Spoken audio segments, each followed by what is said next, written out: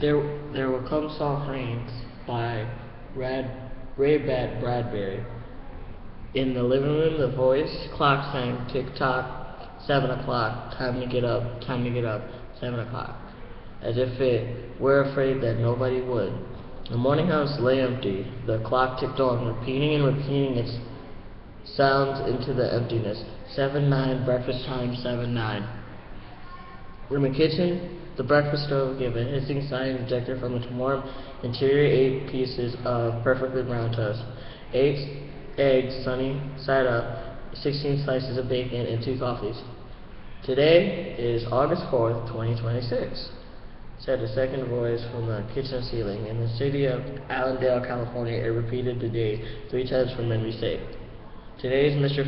Featherstone's birthday. Today is the anniversary of Chilita's marriage. Insurance is payable, as are the water, gas, and light bills. Somewhere in the walls, relayed, click. Memory tapes glided under electric eyes. 8:01, tick-tock, 8:01 o'clock. Off to school, off to work, run, 8-1. But no door slammed, no carpets took the soft tread of the rubber wheels. It was raining outside. The leather box on the front door sang quietly, rain, rain, go away, rubbers, raincoats for today. And the rain taped on the empty house echoing.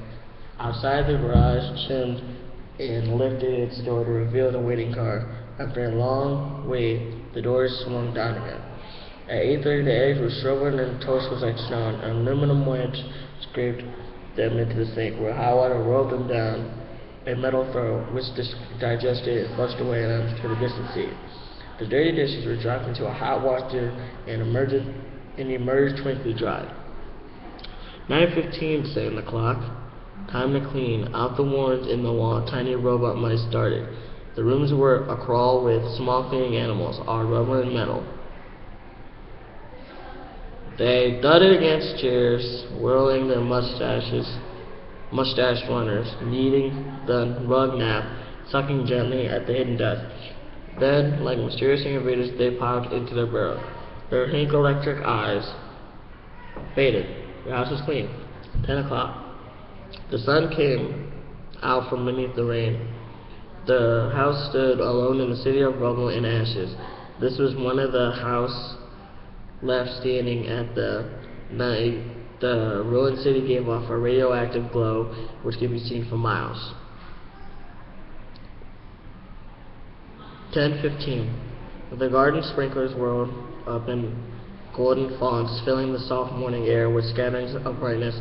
The water-pelted window panes running down the charred west side where the house had been burned evenly free of its white paint.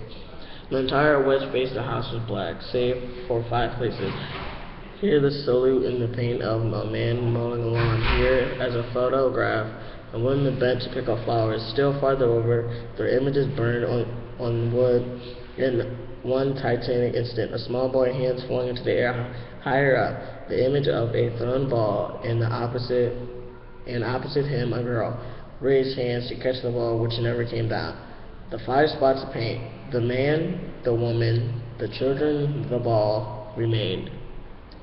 The rest was a thin charcoal layer.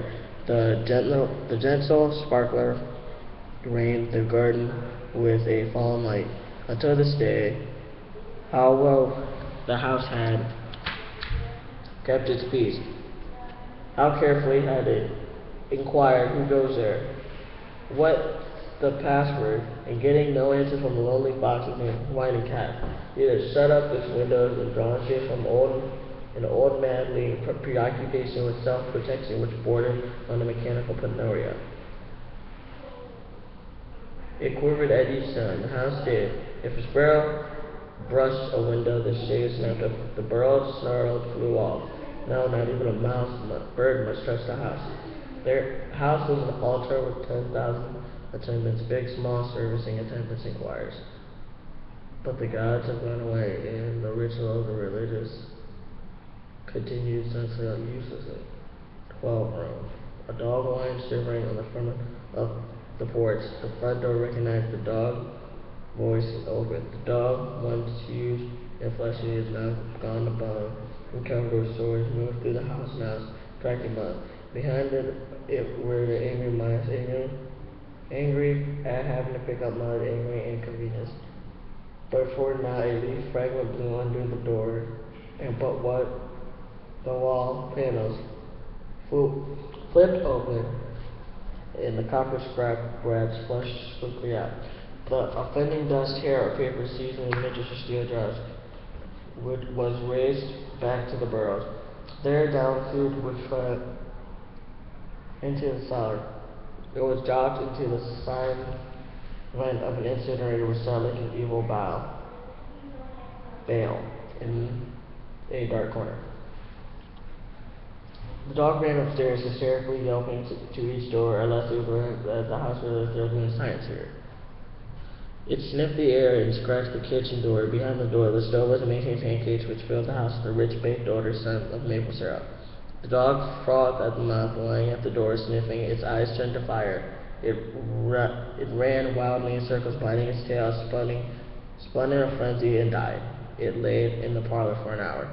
12 o'clock, sang a voice, delicately sensing decay at last. The remnants of mice hummed out as softly as blown gray leaves in electrical wind. 2:15. The dog was gone.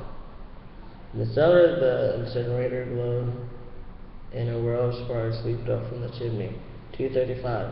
Bridge tables sprouted from panto walls. Playing cards flirted onto pads in a shower of pips. Martinis manifested on an oaken bench with egg salad sandwiches. Music played, but the tables were silent and the cards were untouched. At 4 o'clock, the tables folded like gray butterflies back to the painted walls. 4:30. The nursery walls glowed. Animals took its shape: yellow giraffes, blue lions, pink antelopes, lilac panthers, converging in crystal substance. The walls were glass. They looked out upon a color and fantasy. Hidden films clocked through the well-oiled sprockets, and the walls lived. The nursery floor was woven to resemble a crucial metal. Over this ran aluminum roaches and iron crickets, and in the hot, still air, butterflies of delicate red tissues wavered among the sharp aromas of animal spores. There was a sound like a great matted yellow hive of bees within a dark yellow, lazy bundle of purring lion, and there was a pattern of okapi.